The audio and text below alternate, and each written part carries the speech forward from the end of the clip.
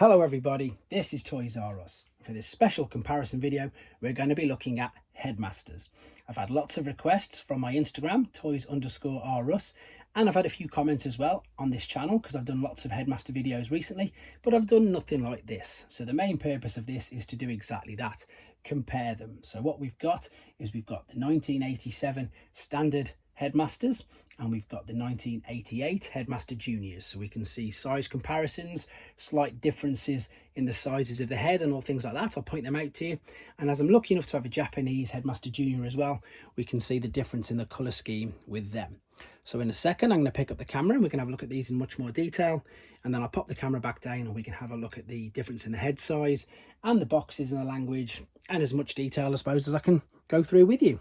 So here we go then. We're going to start on the top shelf, and we've got two of probably the biggest of their particular class. So the guy on the left is of course Hardhead. He's an original 87 Headmaster, and then we've got Nightbeat standing right next to him. And then you can already see the difference straight away. There's Skull Cruncher again from 87. So Nightbeat's the Headmaster Junior. He's that bit smaller, and he's definitely, as you can see, squeeze play there, he's much smaller. The Decepticon Headmaster Juniors are much smaller than the standard Decepticon Headmasters.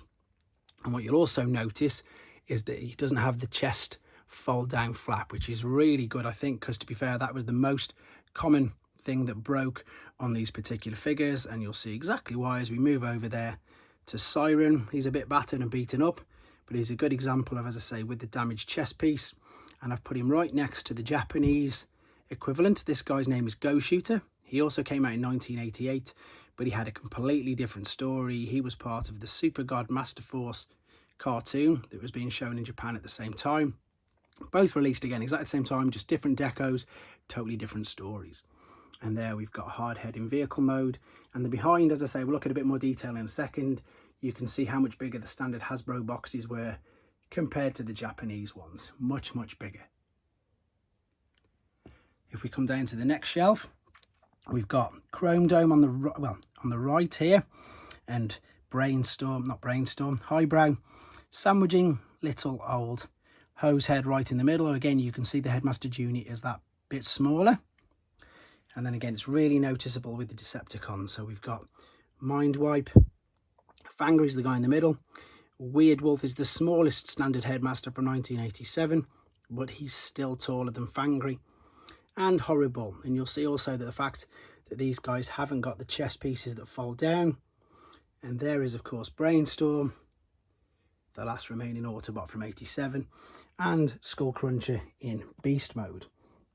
So if I just rest that there a second, and in fact if I just pick up, in fact let's do these two because they're right in the center and they're both winged creatures, shall we say. Let's have a look at the head difference. So this is Fangry's, who is of course Briscoe, and again you can see there's no articulation in the arms. You've just got the leg that fold out there, and then the head is just the head. There's nothing to fold down at the back, which is what I mean. You'll see the difference when we've got Mindwipes. I think it's Monzo. I've had a brain fog all of a sudden. So you can fold that down when he's in robot mode, fold it out, and you've got articulation at the knees, and the arms move out. So for size comparison, they are much bigger, the standard ones. There we go. As I say, I've already mentioned about the chest pieces folding down. These are the most common things that were broken with the Headmasters. Now with the original Headmasters as well, you can see, can you see that there's three? Yeah, there's three individual dials there. So that means that depending on the Headmaster you put in, you get different readings. So you can see that he's got a different reading there.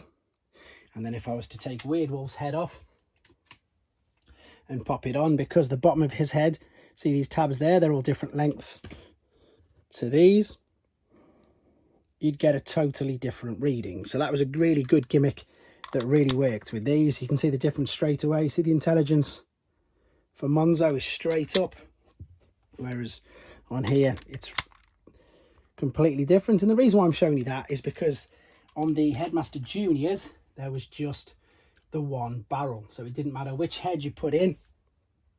As soon as you pressed it down, it just moved all of it. So that was a big difference as well. The other thing as well, the difference is for the comparing with the Headmaster Juniors. I'm just putting Briscoe back into Fangry, was that a lot of the accessories actually doubled up to be parts of the actual beast as well. That was the same with the Decepticons, but with the Autobots it was slightly different. So obviously Fangry's wings became a tail, same as Squeeze Plays and Horrible. And again, with the Decepticons, Weirdwolves became a tail. But with the Autobots, none of their accessories, they were just literally guns. So that was a big difference between the two of them. What I'm going to show you now then is some of the differences in the boxes. So we'll start with just how small the Japanese box is for Ghost Shooter. So he's the same, oh no, Siren. Siren's there. You can see the size difference between these two. Huge. The Japanese boxes had polystyrene inserts and the Hasbro ones had the standard bubble, which they always did. To be fair, I think that the Japanese boxes were that bit better, purely for that reason, the fact that it kept the figures neater and tidy. Right, there we go then. So as I say, it's just a very quick video just to see some of the main differences.